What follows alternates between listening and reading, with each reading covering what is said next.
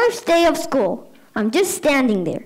This kid comes up and he said, "I peed in my pants." And I'm like, that ain't gonna get you girls, bro. Your game is weak. If I were you, I'd go lay on that beanbag chair back there. It's absorbent.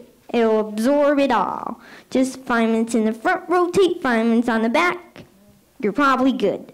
Seriously, when you're working with kindergarteners, all you're doing is domesticating wild animals.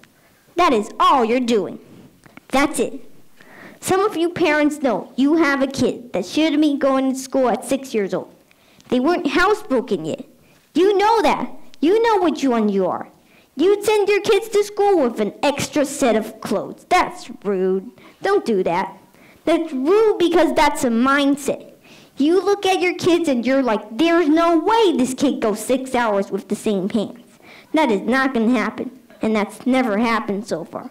And there's also no way I'm going over there to change those pants. That's not going to happen either. So then I get reminded that I had to go change this kid's pants.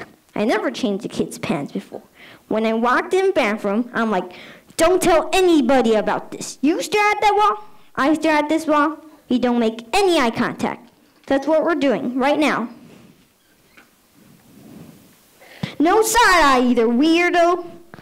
So then I'm like, grab the side of his sweats and like pulling them down. And as soon as they get like mid-thigh level, this monster throws his hands above his head, starts leaning into it like, there we go, yes, swing it. What are you doing, Magic Mike? Are you kidding me right now? I need to go burn my eyes on my head. This is ridiculous.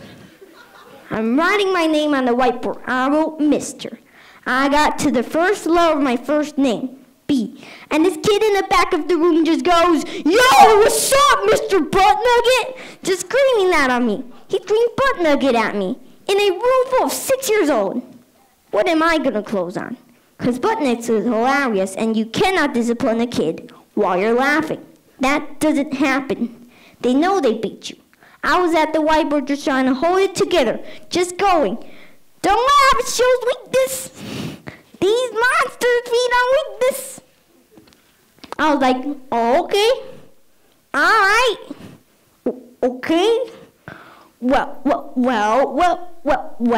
we do not talk like that in this classroom. And this kid just confidently leans back and goes, really? Why not? But's not a bad word, and neither is nugget. Dang it. How are you now going to throw a logical argument back at me? Ridiculous. One day this kid goes, yo, Mr. B, why are you so sweaty right now? Thank you. Appreciate that one. Thanks. Yeah. Good question. I'm having what's called an anxiety attack right now. That's what's happening right now. Yeah. Then it dawned on me that students who challenge their teachers all the time need their teachers the most. That's when I decided to quit teaching, because this is the hardest job you'll ever love. Thank you. Asian parents. That stereotype of like Asian parents wanting their kids to be doctors, it's weird because it's true, right? I know because my parents are the same way. They just want us to be doctors. It was like this obsession. They just want us to be doctors. And it's insidious as well because when Asian parents want their kids to be doctors, helping people is like at the bottom of the list of reasons. Oh, if it even makes the list of reasons to go into medicine, helping people is like the unfortunate byproduct of becoming a healthcare professional. It's like when they first see that, they can't even believe it. You gotta help people? Well, whatever. Get it out of the way. But don't let it get into the way of what this is really about. It's about the money and the prestige, right? And it's also weird because Asian parents are always the last group of people you can ever convince to see a doctor. They will never see a doctor. They spend their whole lives obsessing over it. Nothing can make my mom see a doctor. There is nothing. My mom could have an arrow going right through her, and she's trying to pull it out. And you're like, yo, Mom, go, let's go see a doctor. And my mom will be like, no, they just want to take people's money. And you're like, then why do you want your kids to be doctors so badly? Because I want my kids to take other people's money. Obviously, the fact that you don't understand is the reason why you never became a doctor. Chinese people love money so much. We have a god of money, 财神爷. We pray him for more money. Every day we go, hey, god of money, give us more money. Even during Chinese New Year, the biggest holiday for Chinese people. When we see each other during Chinese New Year, the way we greet each other is we say, 恭喜发财. I'm sure you heard that before, right? 恭喜发财, 恭喜发财. 恭喜发财 means hope you get rich. That's not Happy New Year. You see how we Chinese people love money? Thank you. It's a funny thing about mothers and fathers. Even when their own child is the most disgusting little blister you could ever imagine, they still think that he or she is wonderful. Some parents go further. They become so blinded by adoration that they manage to convince themselves that their child has qualities of genius. Well, there's nothing very wrong with all this. It's the way of the world. It is only when the parents began telling us about the brilliance of their own revolting offspring that we start to shout, "Bring us a basin! We're going to be sick!" School teachers suffer a good deal of having to listen to this sort of twaddle from proud parents. But they usually get their own back when the time comes to write the end of term reports.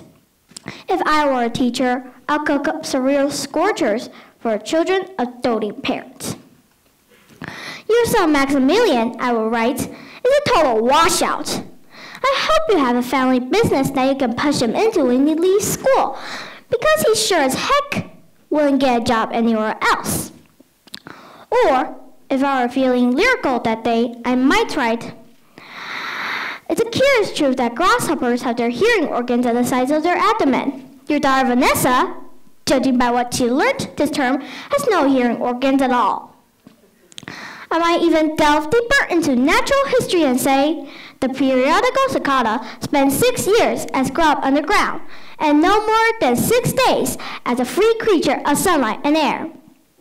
Your son Wilfred has spent 6 years as grub at this school, and we're still waiting for him to emerge from the chrysalis.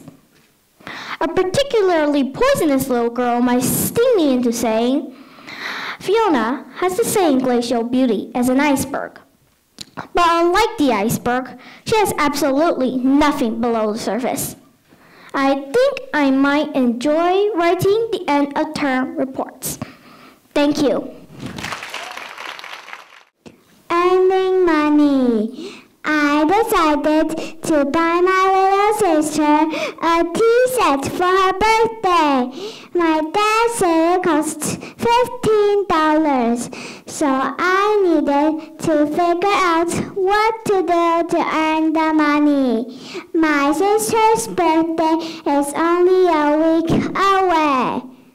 First, I asked Mom and Dad if I could do some extra chores to earn some money. Mom loved the idea, so Dad made me a list of things I need to do. Clean up the basement, pull the weeds in the garden, and wash the car. They agreed to pay me $10 if I did everything on the list by Sunday. If I finish them in time, I'll only need $5 more. After I talked to my parents, I went next door and offered to walk Miss Frida's dog after school. I explained to her why I was trying to earn money. Miss Frida said she would be happy to pay me 50 cents each time I walk Skipper, her dog. But then she had another idea. I'll pay you $3 to help me give Skipper a bath tomorrow, she said. Now I know that I'll be able to earn enough money for my sister's gift. She'll be so excited. Thank you.